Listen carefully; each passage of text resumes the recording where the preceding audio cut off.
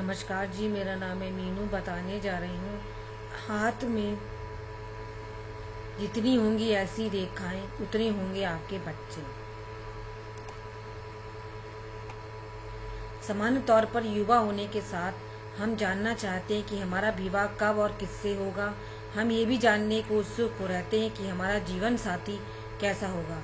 परंतु विवाह के पश्चात जो पहली उत्सुकता हमारे भीतर जागती है वो संतान को लेकर होती है। बच्चे कब होंगे, कितने होंगे और बेटा होगा या बेटी, ये सब जानने की इच्छा लगभग सबके भीतर होती है। इसके साथ ही ये भी सच है कि इनके बारे में आपको कोई नहीं बता पाता, लेकिन हमारे हाथ की रेखाएं इस बारे में सब कुछ जानती हैं।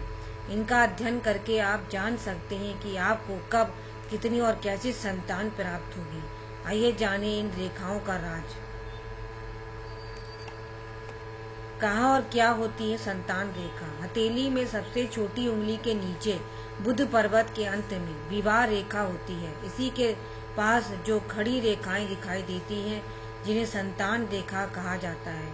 जहाँ विवाह रेखा आड़ी होती है वहीं संतान रेखा खड़ी होती है।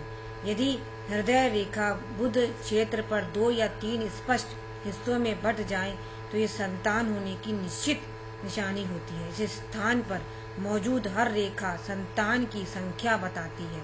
खड़ी और सीधी रेखा स्वस्थ पुत्र और टेढ़ी मेढ़ी पतली रेखा पुत्री होने का संकेत देती है।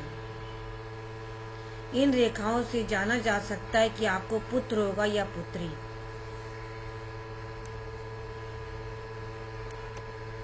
संतान रेखा से जुड़ी 10 बातें। यदि संतान रेखा एकदम साफ, स्पष्ट और सीधी हो तो संतान सब गुण संपन्न रहती है। ऐसी संतान माता पिता का सम्मान करने वाली होती है। यदि संतान रेखाएं टूटी हुई हो या कटी हुई हो तो इसका मतलब है कि संतान पर कुछ बुरा प्रभाव पड़ सकता है। यदि हथेली में संतान रेखाएं लहरदार हो या इन रेखाओं पर कोई बिंदु या दीप हो तो संतान दोष युक्त हो सकती है।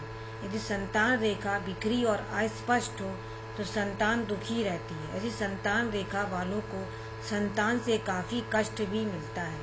यदि संतान रेखा के अंत में कोई दीप जैसा निशान हो तो संतान के रोगी होने की संभावनाएं अधिक होती हैं। यदि किसी पुरुष की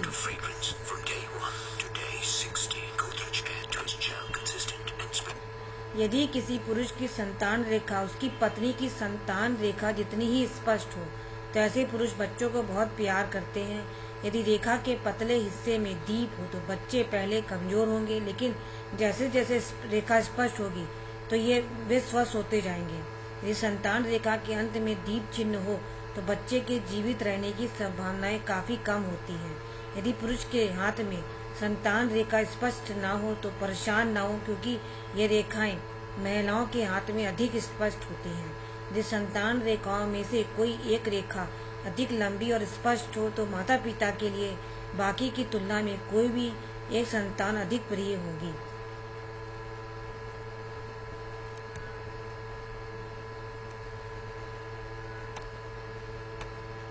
धन्यवाद। मेरे चैनल को सब्सक्राइब जरूर करें।